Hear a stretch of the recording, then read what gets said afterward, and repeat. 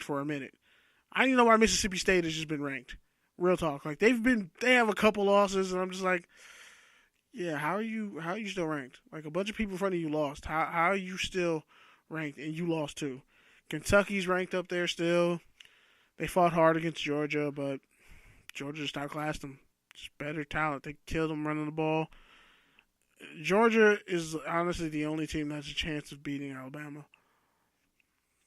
And even then, if a one-loss Alabama is staring at the playoffs or staring at the outside in, they're getting in over a Big Ten team. The Pac-12 is not even in it. The Pac-12 has cannibalized each other.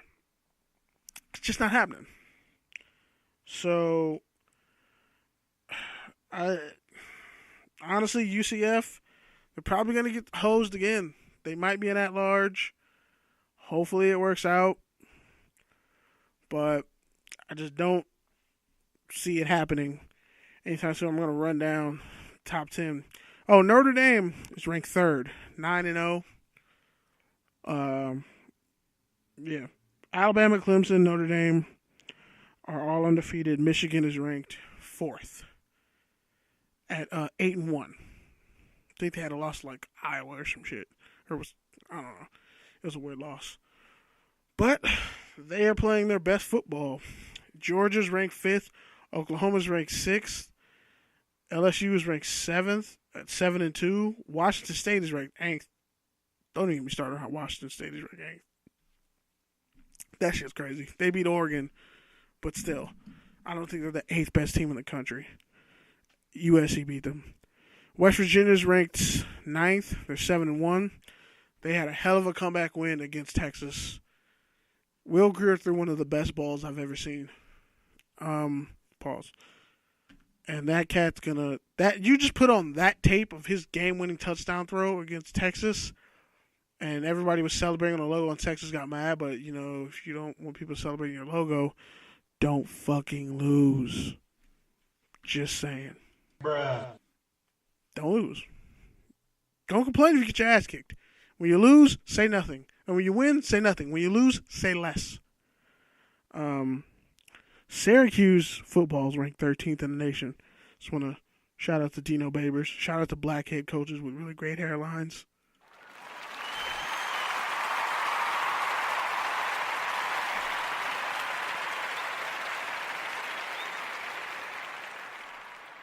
Yeah, Ohio State is ranked 10th at 8-1. Kentucky is ranked 11th at 7-2, and UCF is 8-0, ranked 12th.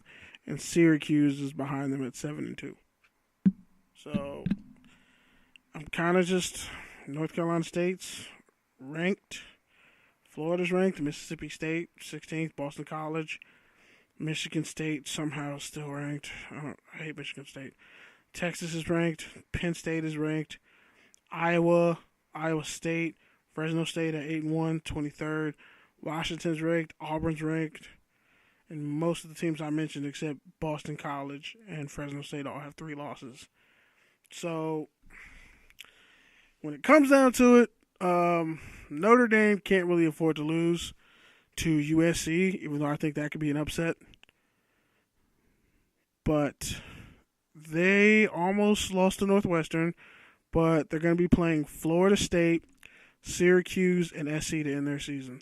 I really hope USC beats Notre Dame. That shit would make my year. It really would. Or Syracuse, because Dino Babers is doing his thing, man. Like, last year they beat Clemson. They almost beat Clemson again this year. Shout out to them. But anyway. So, getting to the end. Let's see what else I want to talk about. Oh, yeah. Shout out to Lawndale High School. They beat Goleta 35-0. They play Antelope Valley this week at Antelope Valley. I hate Antelope Valley for very personal reasons, dating back to my childhood and my biological father. So, fuck Antelope Valley, Courts Hill, Lancaster, Palmdale, all that shit. Fuck it. I hope Lawndale blows their doors off.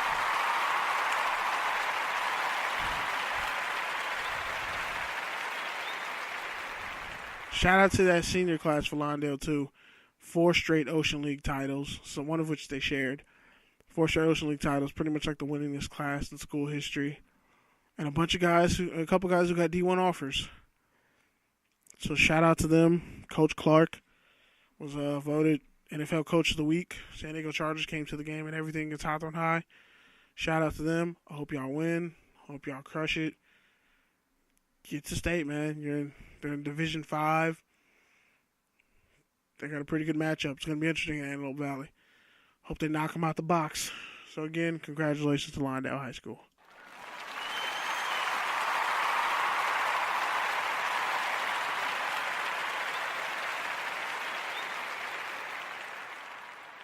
All right, I'm gonna just go on my rant real quick. So,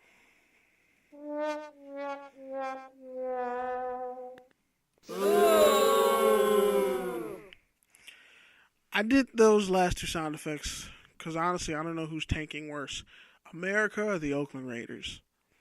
Last night, a former CSUN alumni. I'm not even gonna say his name. Y'all can Google it. But he was a former athletic trainer at CSUN. He went into the Borderland Bar in Thousand Oaks. He was a former veteran too. He threw in some smoke grenades and fired into a bunch of people. Minding their own business, having fun, living their life. Not harming or hurting anybody. And killed 12 people and killed himself. And I saw a video of a father. It fucking broke me earlier. I saw a video of a father talking through, saying that his son, I think it was Cody Hoffman or Kaufman, I forget what it was, but saying that his son died and he was just breaking. He said, "My firstborn son." There's nothing worse than a parent having to bury their own child, a parent watching their child go before them, especially on some shit like this, where a dude, another white guy, because in case you didn't know, 90 to 100% of all these mass shootings are white males, by the way. I'm going to say that again. All these mass shootings are white males doing it. They either have some type of affiliation with a white supremacist group or a militia group, something involving guns and hating non-white people and violence. Those are the common threads. Some people are already trying to. Some media outlets were classist and said, "Oh, it was a Muslim guy who did it." I'm not even going to mention those sources, but just know that most of the media you hear and see, and I'm saying this as a journalist, it's bullshit. They're like they're like all these media companies, and like they're owned by 6 people. So just keep that in mind when you're watching this shit.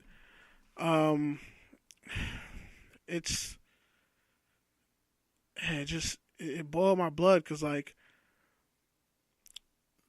those 12 people who were murdered didn't do shit. They were innocent bystanders trying to have a good time at a country western bar. And not only that, the worst part was some of the people who were killed or injured in the attack at the bar in Thousand Oaks last night were victims in the Las Vegas shooting where that white supremacist fucking shot like 200 rounds of bullets into all those people in Vegas. So they lived 2 traumas twice. Some of them died. And yet, and still in this country, we still don't want to just say white men are criminals and terrorists. Most of them are. Like, it's not even conjecture or, oh, I'm trying to race bait. No. Like, historically, we can trace it back. And in this country, there's already been 300 mass shootings in 1 year, and we're barely into November. And most of the shootings, I'm talking like the 90-95% white dudes, and a Latino dude who kind of looked white. Or he claimed he was white. I don't know, man. Like, all I know is when you let evil fester, you can't control evil. So it starts happening It was, oh, black people getting murdered at an insanely high clip, and we still are, by the way. More so than during slavery. That's how heinously just innocent black people getting murdered out here. It started, and it's continuing with us. But now it's bleeding over into literally every fucking form, every facet of society. And I'm just like, yo, this is some Mad Max shit. I don't know. Like, people can't even go out and have a good time anymore. Like, we can't just go out and have fun. Because we got to worry about some motherfucker wanting to shoot up a bunch of people because of whatever. And we'll never really know the reason why he did it. And this isn't the first CSUN alum to shoot up some people. But that's an aside upon itself. I'm just, man, I don't even know what to say anymore. I don't have any more words for this shit. And that it's just disgusting. I just want to know, when are we going to start putting white men on trial for all the horrible murderous shit that they keep doing, and that everybody sees they're doing, and we never just say, oh, yo, white men are the problem in this country. They have most of the guns. They're doing most of the killing. But we constantly worrying about other little minor shit that don't matter. And to get on voting, and then I'm going to be done. I have a bunch of diverse group of friends that I love and cherish. But I also know as a black person that black people don't really have any friends as a group. We have no friends. White people damn sure aren't our friends. Asians aren't our friends. I mean, do I need to talk about the Watts riots? And all the Peter Liang? You know who that is? Google Peter Liang. And Google the cop that raped like 13 black women. And other groups are caping for him to go free. Latinos, sorry, but I see how Latinos in Brazil get treated. So I'm not gonna. There's a lot of Latinos out here as a group, and I mean like majority, not all y'all, but it's a lot of Latinos out here who literally go for white on the census, swear they're white, and they vote white too, as you can see in Florida, or no, Texas. Yeah, Texas and Florida. All the Latinos that voted for Ted Cruz. Again, I'm going to say this. Black people have no friends as a group when it comes to shit like this, when it comes to voting. If we're never going to vote for our own interest and stop worrying about everybody else, we ain't never going to get shit. Plain and simple, that's just how politics works. It is about money and resources and who you can punish with your money and resources.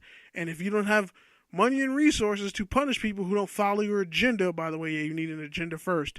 If you don't have any of those three things, I don't care who you are, take race and all that out of it, you will accomplish nothing when it comes to voting if you don't have those three things. You need an agenda, you need money, and you need resources. And on all those three things together, you need to use that to keep people in line and punish people who do not adhere to those three things. You need to withhold your resources. You need to withhold your finances and use your finances to go after the people who don't necessarily support your agenda or trying to screw you over.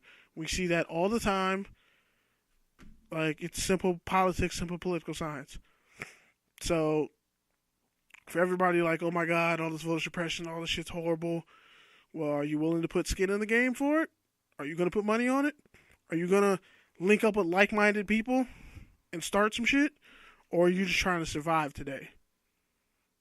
That's the real question.